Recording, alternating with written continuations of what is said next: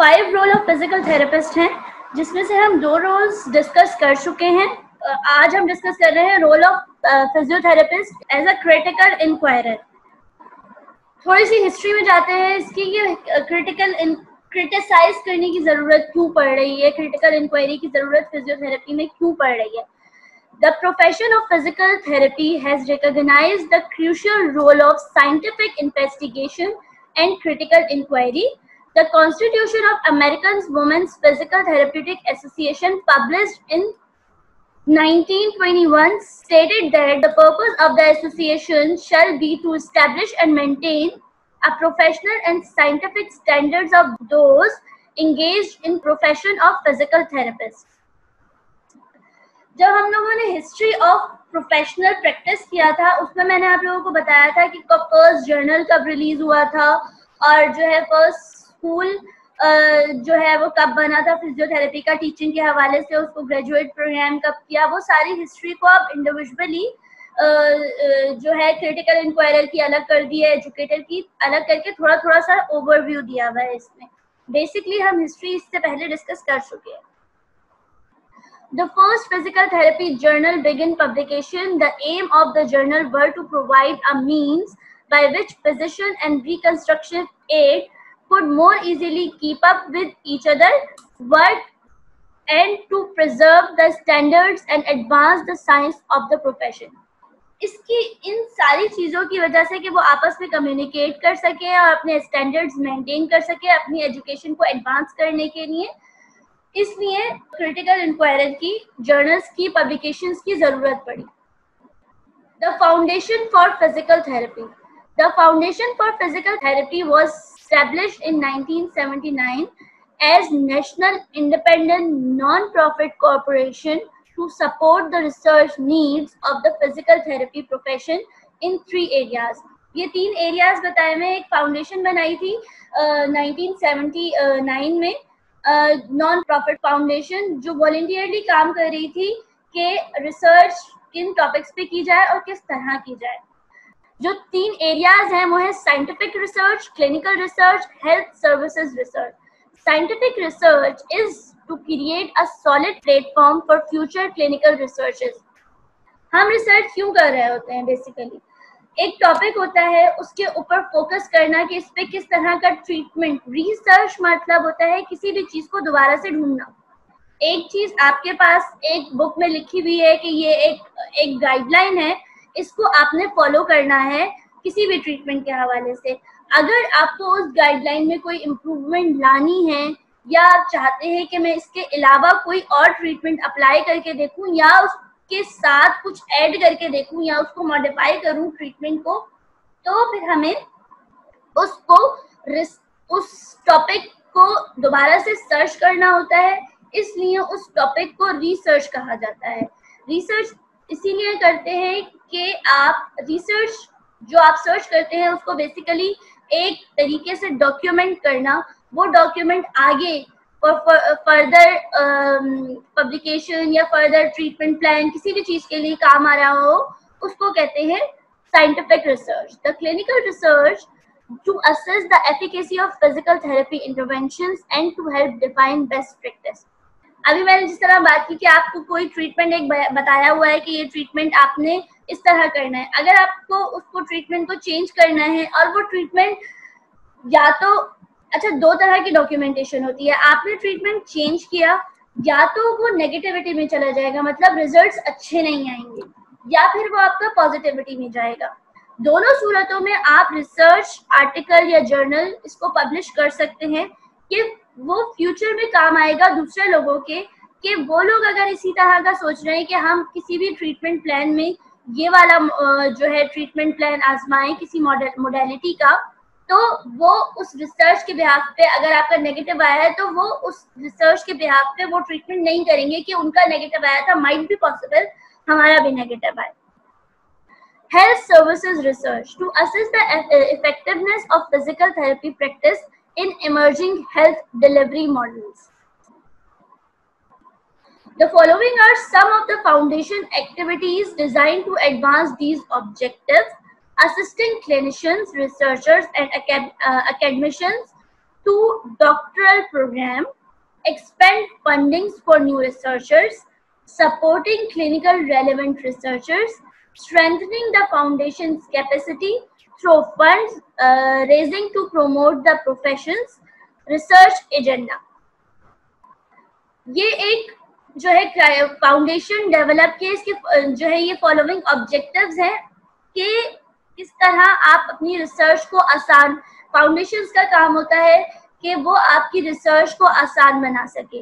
Research किसी भी field के लिए जरूरी होती है अपनी एजुकेशन को इन्हांस करने के लिए और किसी भी चीज को, किसी भी ट्रीटमेंट प्लान को मॉडिफाई करने के लिए।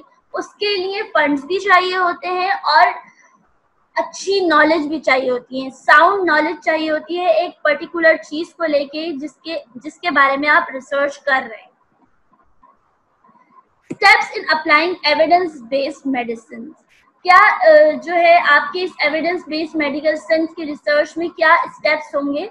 Convert the needs for information into answerable question, track down the best evidence to answer that question, critically appraise the evidence of validity, impact, and usefulness in clinical practice, integrate the clinical appraisal with clinical expertise and the patient's unique circumstances and values, evaluate the effectiveness and efficacy of evidence gathering process and seek ways to improve these factors. अब steps क्या है कि आपने जो research करनी है उसके लिए जो क्वेश्चन तैयार किया है या जहां से भी आपने मटेरियल लिया है उस मटेरियल को आप क्वेश्चंस में कन्वर्ट करेंगे, उन क्वेश्चंस में कन्वर्ट करेंगे जिन क्वेश्चंस का इजीली जवाब दिया जा सके। जो वो क्वेश्चंस आपको उस जिस भी लिटरेचर में से आपने अपना क्वेश्चन पेपर तैयार किया है वो क्वेश्चन उन स्पेसिफिक क्वेश्चन को ट्रैक कर रहा हो जिनसे आपके रिसर्च का टॉपिक रिलेट करता है। Criteria for critical inquirer, critical inquirer का क्राइटेरिया क्या होगा? Participate in the design and implementation of decision making guideline, participants जो भी हैं, जो भी क्रिटिकल इंक्वायरर होना चाहते हैं उनको डिसीजन मेकिंग गाइडलाइन को फॉलो करना है। Demonstrate clinical decision making skills including clinical reasoning, judgement and reflective practice. मैंने अभी आपसे कहा कि एक साउंड नॉलेज होनी चाहिए। जिस भी टॉपिक को पार्टिसिपेंट सिलेक्ट करना चाहते हैं तो पार्टिसिपेंट वही होगा जिसकी एक पर्टिकुलर फील्ड में, पर्टिकुलर टॉपिक में साउंड नॉलेज होगी। Evaluate publish studies related to physical therapy practice, research and education. Secure and critically evaluate information related to new and established techniques and technology, legislation, policy and environment related to patient और client care। जब हम evidence based practice की बात करते हैं तो हम बात ही उन topics की कर रहे होते हैं बेसिकली जो आपके laws, regulation, environment और legislation के हवाले से evidence based topics होते हैं, उन्हीं को लेके आगे चल रहे होते हैं। Participants in scholarly activities to contribute to the body of physical therapy knowledge, case report or collaborative research. Guidelines for critical research report. पहले to critique means critical inquirer. इतनी देर से हम डिस्कस कर रहे हैं critical inquirer. What is critical inquirer? To criticize something, which means to make judgment, to analyze quality and to evaluate the comparative worth of something. The following question can serve as guide to physical therapists in critical research report. Not all questions apply to all studies and some studies may evoke additional questions. Criticize करने का मतलब होता है, अच्छा criticize करने का मतलब होता है एक तो आपने criticize कर दिया, रिसर्च में criticize का मतलब होता है कि आपने जो तनकीद की है उसको बेटरमेंट की तरफ लेके जाना, उसको और बेहतर करना, उसको इवेल्युएट करके उसकी मिस्टेक्स निकाल के उसमें क्या कमी है, क्या अच्छा है, वो सब बताकर उसको बेहतर एक पेपर बनाना। ठीक है, तो ये गाइडलाइंस हैं कुछ जो क्रिटिकल इंक्वायरी की कि आप किस तरह हर पार्टिसिपेंट दूसरे पार्टिसिपेंट की रिसर्च के लिए क्रिटिकल इंक्वायरर हो सकता है। क्रिटिकल इंक्वायरर वो, आप जब खुद रिसर्च कर रहे हैं तो आप रिसर्चर हैं, ठीक है, आपने अपनी रिसर्च किसी को उठा के दे दी, चाहे वो आपका ही क्लासमेट है या आपके ही ग्रुप में काम करता है, और उसने उसमें मिस्टेक्स निकाली कि यार ये सही कर दो, ये निकाल दो, बेसिकली वो आपकी रिसर्च के लिए आपका क्रिटिकल इंक्वायरर हो जाएगा। ये कुछ जो है गाइडलाइंस हैं जो आपको रिसर्च के लिए जरूरी है कि आप इसको इस तरह डिस्कस करें। तो ये जो है चीजें जरूरी हैं आपकी स्टडी के लिए, लेकिन ये वो सारे क्वेश्चंस हैं जो जरूरी नहीं है कि सारे क्वेश्चन हर स्टडी पे इम्प्लीमेंट करें। ये सिर्फ क्वेश्चंस हैं, जस्ट मैं इनको रीड कर रही हूँ, जहां जरूरत होगी वहां मैं थोड़ा समझा दूंगी। What is the purpose of study, what the question being investigated, what type of study it is, किस तरह की आप स्टडी करना चाहते हैं, किन क्वेश्चंस को आप इन्वेस्टिगेट करना चाहते हैं, और जो टाइप आपने सिलेक्ट की है स्टडी की वो किस तरह की है, स्टडी के जो टाइप्स हैं वो मेंशन करने। Who were the subject, subject कौन होगा, किस पे कौन सी जनरल पॉपुलेशन है जिस पे आप अपनी स्टडी अप्लाई करना चाहते हैं। What are merits or limitations of the measurement tool, जो टूल आप इस्तेमाल कर रहे हैं या आपकी स्टडी के बेनिफिट्स क्या हैं, आप जो स्टडी कर रहे हैं उसका फायदा क्या हो रहा है, उससे क्या रीजन है कि आप ये स्टडी कर रहे हैं। Have all variables been considered, how were extraneous variable control, what factor could affect the study's reliability and validity, how were they controlled। Study पे जो चीजें, जो वेरिएबल्स इफेक्ट कर रहे हैं उनको आप किस तरह कंट्रोल करेंगे, स्टडी की रिलायबिलिटी और वैलिडिटी क्या है। अच्छी रिसर्च वो होती है जिसमें आप रिलायबिलिटी और वैलिडिटी अपने टॉपिक की बता रहे हो कि आपका टॉपिक कितना रिलायबल है और कितना वैलिड है रिसर्च करने के लिए। Can the study be duplicated based on the result, was the question answered, were the statistical tests performed appropriate for the type of data analyzed, how do the findings relate to those of other studies, did the researcher discuss the result, what were their conclusion, are methodology limitation addressed, आपका जो statistical test है perform आपने सही तरीके से perform किया है, उसका डेटा एनालाइज प्रॉपरली किया है, उसकी फाइंडिंग्स क्या आई हैं, आया आपने कंक्लूजन पहले ही अज्यूम कर लिया है या आपके डेटा कलेक्शन के बाद जो है वो कंक्लूजन आपके पास आता है, आपने जो मेथोडोलॉजी या जो इंस्ट्रूमेंट यूज किया है अपनी रिसर्च के लिए वो उसकी लिमिटेशन यानी किन बाउंड्रीज के अंदर उसमें रह के काम किया है वो डिस्क्राइब की हैं या नहीं की। Are some conclusions not supported by the study, have suggestion been made for further study, what is relevance of the study, आपने जो स्टडी की है उसमें से कोई फर्दर स्टडी का टॉपिक निकल सकता है आपकी स्टडी से रेलेवेंट करता हुआ। How will this study affect your practice of physical therapy, ये हमने पहले डिस्कस किया, उसी तरह का क्वेश्चन है कि क्या बेनिफिट्स हैं, आपकी फील्ड को क्या फायदा होगा। What is the relevance of study to the profession, how do the result contribute to test and theory, can you follow sequence of event in the study, was anything overlooked, what would you do next, what would you have done differently, is the study report well written। ये वो सारे questions हैं जिसको आपको focus करना है कि कोई चीज अगर एक्स्ट्रा है उसको निकाल दें, कोई चीज नहीं है वो डाल दें, कुछ डिफरेंट है उसका जो रिलेट नहीं कर रहा तो उसको निकाल देना है, जो स्टडी रिपोर्ट आपने बनाई है वो परफेक्टली लिखी हुई हो। ठीक है, ये वो सारे गाइडलाइंस हैं जो क्रिटिसाइज करने के लिए आपको पता होना जरूरी है। Publications of case report, think what the focus of case report में क्या क्या चीजें जरूरी हैं।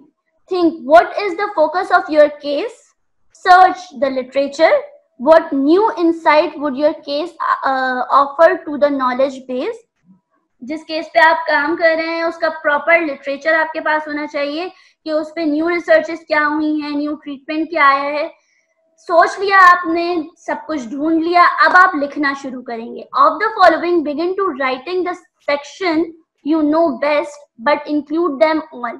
Describe the rationale behind the case. जब हम इंट्रोडक्शन लिख रहे होते हैं तो रैशनल लिखते हैं कि स्टडी, रैशनल और ऑब्जेक्टिव लिखा जाता है कि ये स्टडी किस पे, क्यों और कैसे करनी है. डिस्क्राइब द पेशेंट और situation, the hypothesis and the intervention case description. Patient की सिचुएशन लिखनी है और उस वक्त आपको हाइपोथेसिस बताना है. एक होता है हाइपोथेसिस कि इसका रिजल्ट माइट बी पॉसिबल ही आएगा, उसको कहलाते हैं हाइपोथेसिस.